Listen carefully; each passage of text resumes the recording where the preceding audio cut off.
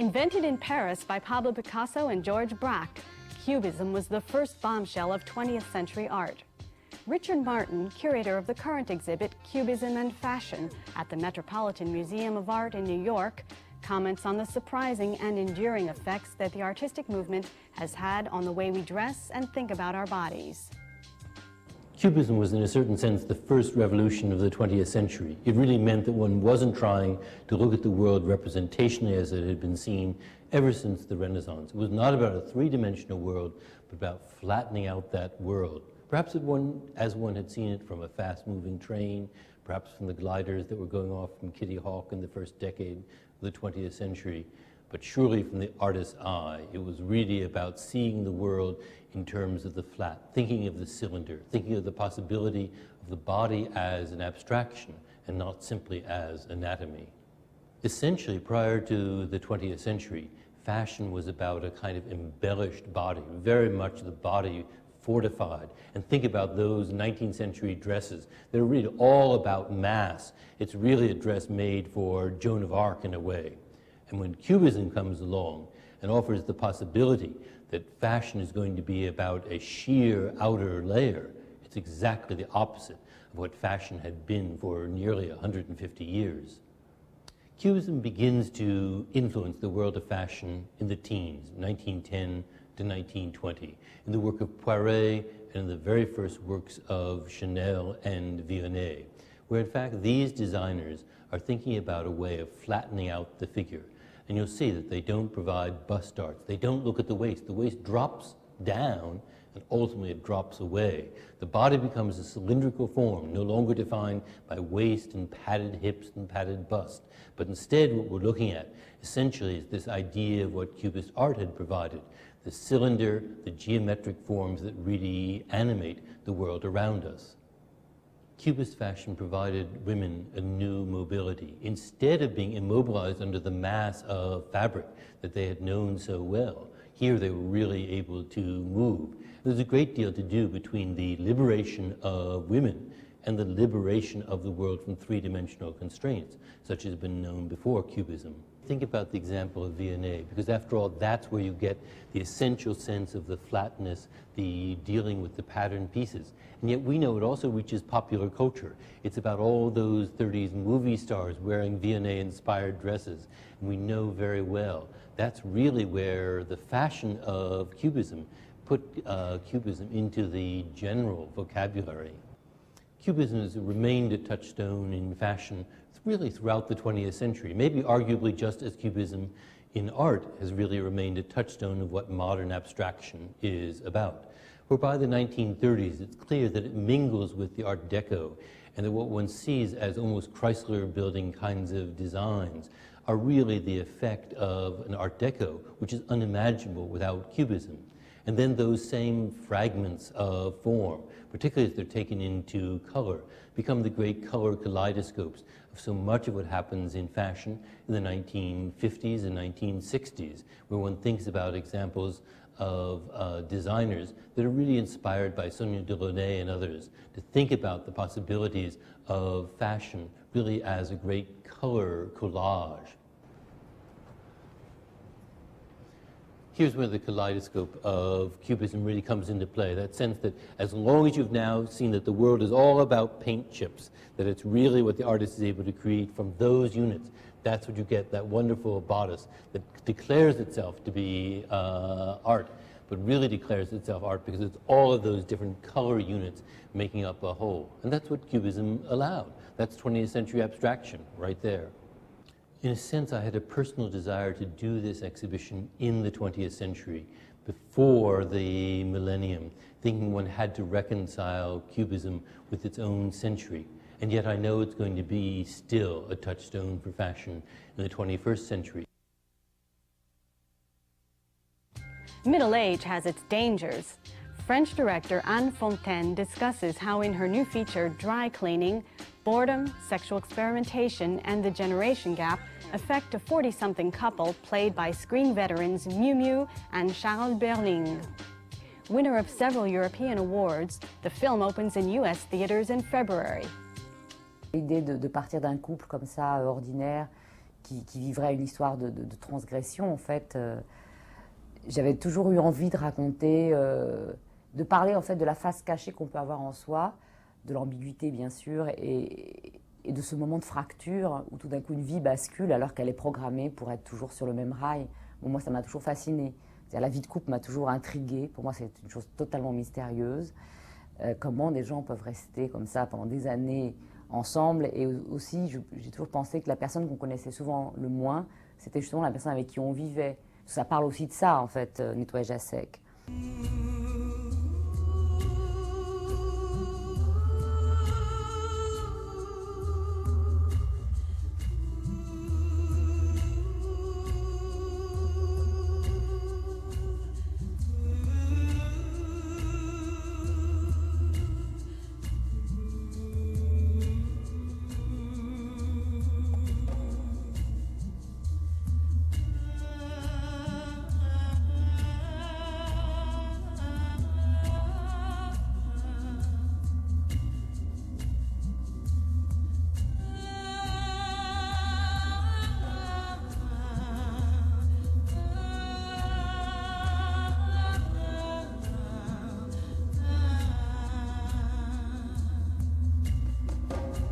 Ce genre d'histoire, en général, on imagine que ça se passe dans des milieux bourgeois ou intellectuels ou urbains, tout au moins.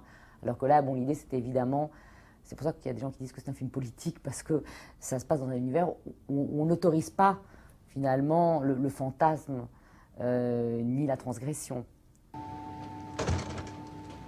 Bonjour. Bonjour.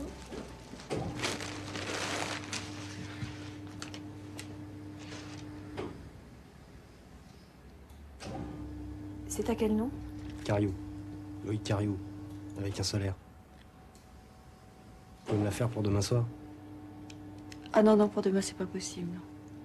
Moi, je vous laisse. Allez, au revoir. Au revoir, bonne journée. On m'a dit que vous faisiez des miracles. Ah bon? Qui vous a dit ça? Bon, je vais demander à mon mari. Bonjour. Pour cette robe? Ouais, il y a une grosse tache là, je crois que c'est de la sangria. Tache de vin, c'est pas évident. Hein. Tana, c'est comme du colorant, faudra faire des essais. Pour demain soir, c'est bon? C'est ma robe de boulot, ça serait vraiment gentil. Les paillettes, c'est très fragile, je vais faire tout mon possible, mais je peux rien garantir. Vous avez pas un aspro là? J'ai hyper mal à la tête. Je vais voir. Dans le tiroir du petit buffet. Tout commence, enfin, le romanesque, je dirais, l'aspect romanesque du film commence à ce moment-là pour moi. C'est le moment où Loïc arrive avec cette robe. Et à ce moment-là, le visage de Miu Miu est assez, évidemment, désarçonné, quoi. Et en même temps, il y a quelque chose de l'ordre c'est pas un coup de foudre, mais il y a quelque chose vraiment d'assez fort tout de suite qui se passe du point de vue de la femme. Et après, c'est la femme qui entraîne le mari vers ce nouveau monde. Parce qu'elle elle est une sorte de Madame Bovary de Belfort, quoi. Elle rêve à une autre existence. Si tu l'avais croisé dans la rue, tu l'aurais reconnu, toi? Oh non, quand on le voit comme ça, il a l'air tout à fait normal. Oui, oui. Ouais, c'est vraiment un beau garçon, hein, pas du tout efféminé. Oh, ça veut rien dire. Regarde le fils souverain. Il a une vraie tête de macho, pourtant, d'après ce qu'on raconte. Si on commence à écouter les ragots, hein. Tu vas quand même pas me faire croire qu'un type qui se déguise en fille, il est comme toi et moi.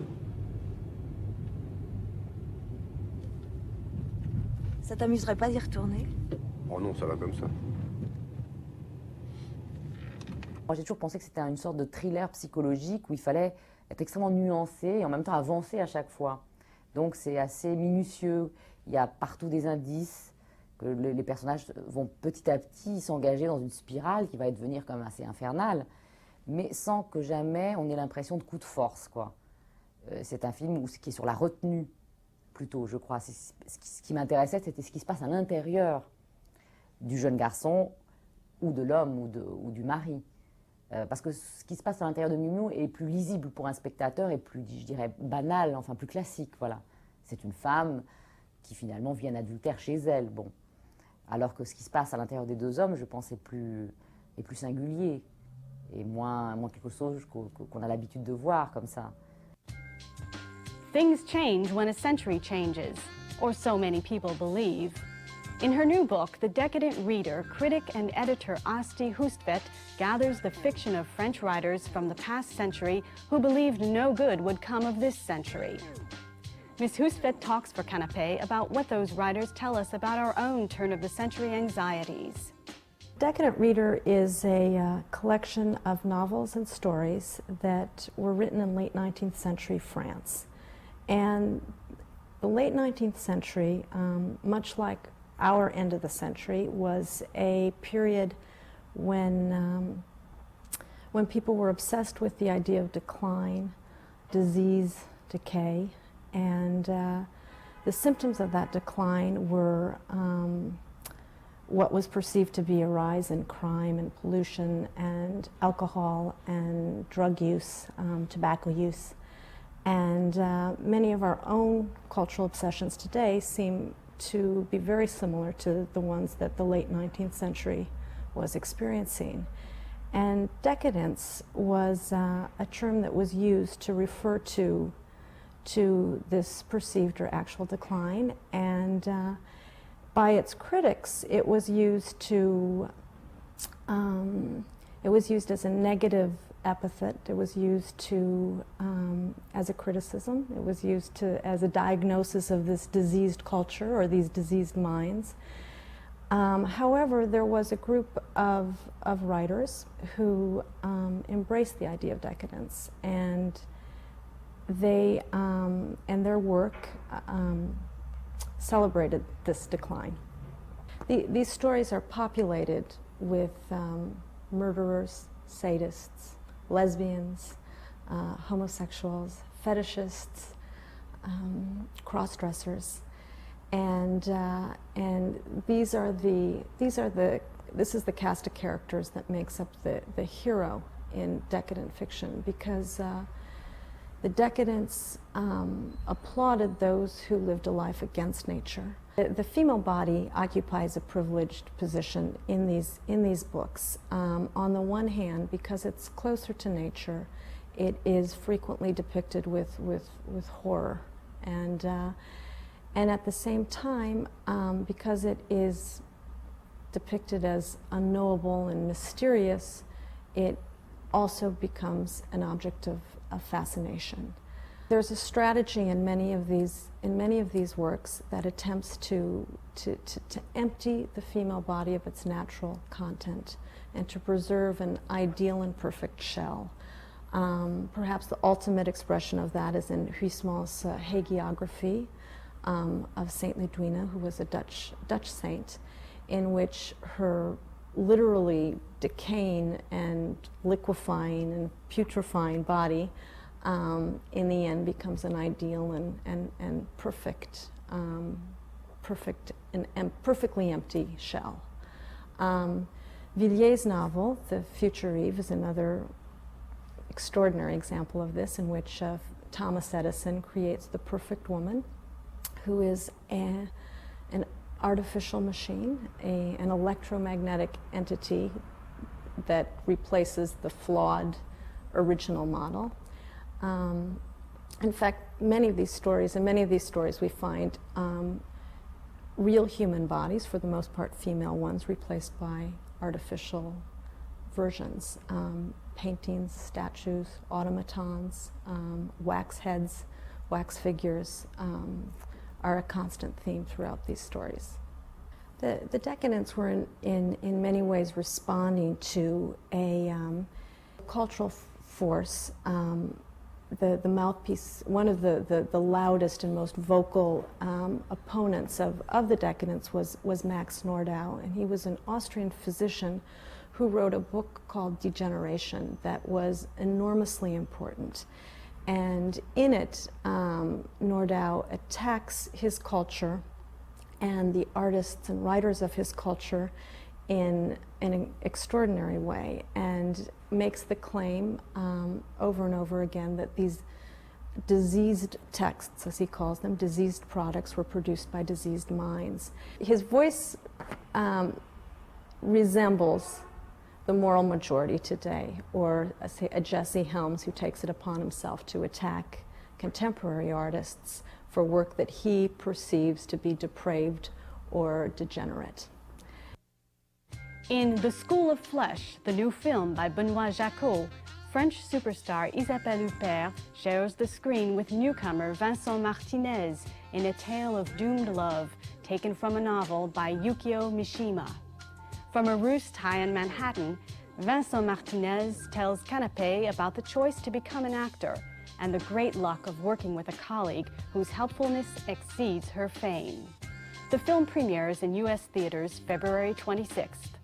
J'ai jamais vraiment décidé en fait de faire ce métier parce que ça m'est presque en fait tombé dessus, quoi, on va dire ça comme ça. Mais c'est plus une expression qu'autre chose en fait, parce que la rencontre s'est fait vraiment, ça a été du hasard. J'ai rencontré Benoît Jacot et puis on a commencé à parler du film et j'ai commencé à faire des essais et apparemment ça a plu et tout ça. Mais j'avais jamais vraiment pensé à faire ce métier. Moi j'ai une formation de musicien à la base et je suis musicien encore d'ailleurs, je continue, je chante et donc j'avais vraiment pas pensé à ça. Et mon frère étant acteur, justement au contraire, j'avais plutôt envie de faire autre chose que mon frère.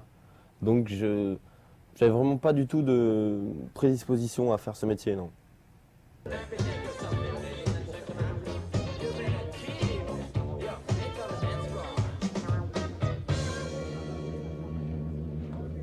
Un gin tonic.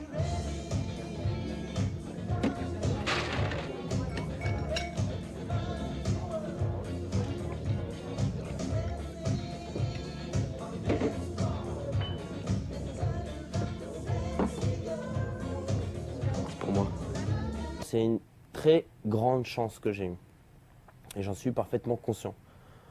Donc j'ai pas essayé de jouer avec ou je l'ai prise et je pense que j'ai fait de mon mieux. Maintenant, la manière de travailler, ça s'est passé vraiment très simplement. Parce que malgré le fait que ça soit, justement en fin de compte, c'est malgré le fait, non, c'est en fin de compte, c'est une grande dame, donc justement c'est pour ça qu'elle est simple. C'est comme ça qu'on reconnaît les grandes personnes, c'est justement par leur simplicité, leur aptitude à se mettre à chaque niveau, à la disponibilité de n'importe qui. Et donc moi, comme j'arrivais un peu, j'étais un peu le novice, j'avais jamais fait de cinéma avant, j'arrivais, j'étais un peu neuf. Elle a su se mettre à mon niveau et me rendre la vie confortable en fin de compte. Et elle n'a pas essayé de... Justement, elle m'a pas du tout oppressé, quoi. Elle m'a laissé une immense liberté. Elle m'a laissé la liberté de faire des erreurs et de me reprendre moi-même. Disons qu'elle m'a pas oppressé dans le sens où elle aurait pu très bien noter mes erreurs, me dire fais pas ça comme ça, fais ça comme ça. Non, au contraire. Elle m'a laissé justement me débattre un peu, me débrouiller un peu seul. Et ça, je la remercie vraiment parce que c'est le meilleur service qu'elle pouvait me rendre. C'est tranquille à cette heure-ci.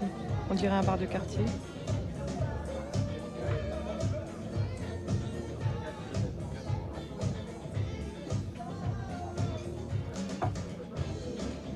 Il paraît que vous faites de la boxe.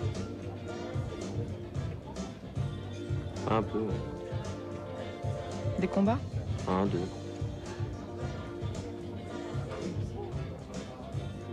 Ça vous a pas abîmé? Je travaille pas le mardi.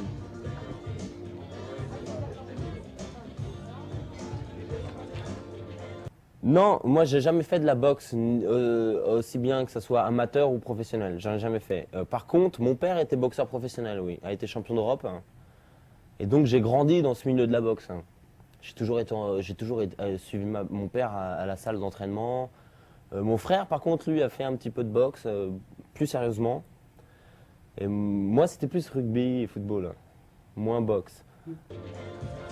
Bah, on pourrait... On peut.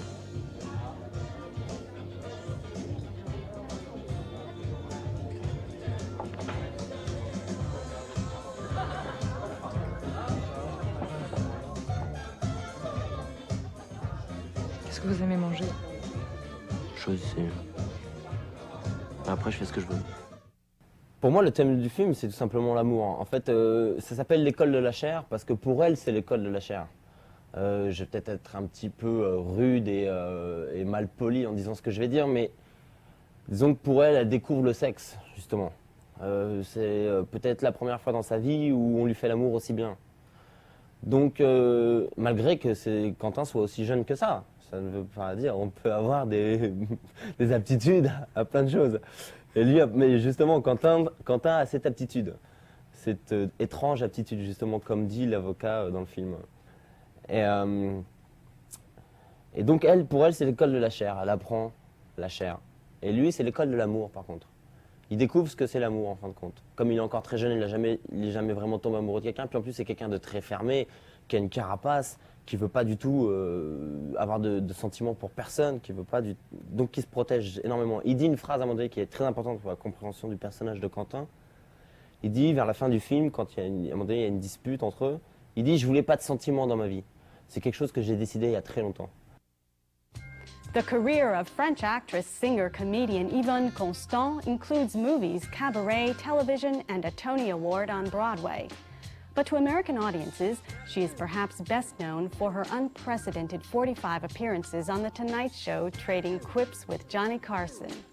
She talks with Canape about her transatlantic life and her new show, Souvenir d'une Blonde. I came to the United States for a show, a Broadway show, a musical. Not really a musical, it was really a review. It was not a real, big production, not at all. And why did I come? It was called La Plume de ma Tante, by the way. And why did I come? Because I worked with the people, the producers and directors, Robert and Colette Derry. And they had offered me to go to London before, but at the time I thought that London was too far from Paris. And suddenly they offered New York, that was not so far, and I came over. When I came, France was not in such a, it was not such a happy life, such a commercially high life, and I arrived here and it was a big surprise. Everything was practically like a Christmas tree. And also, I must say that I also liked the sort of freedom that was given to me in a Broadway show. I've done a Broadway show with really a big musical comedy, and I'm fairly known for putting the right foot instead of the left foot in a choreography, and in France it was always, Yvonne, it's the left foot, it's not the right foot, please. And here, I could not believe that the choreographer would tell me, well, listen, if you prefer to put the right foot, you put whatever you want, as long as, my choreography remains the same. Ah, what a relief it was. No, that was nice. That's two things that I really did appreciate here.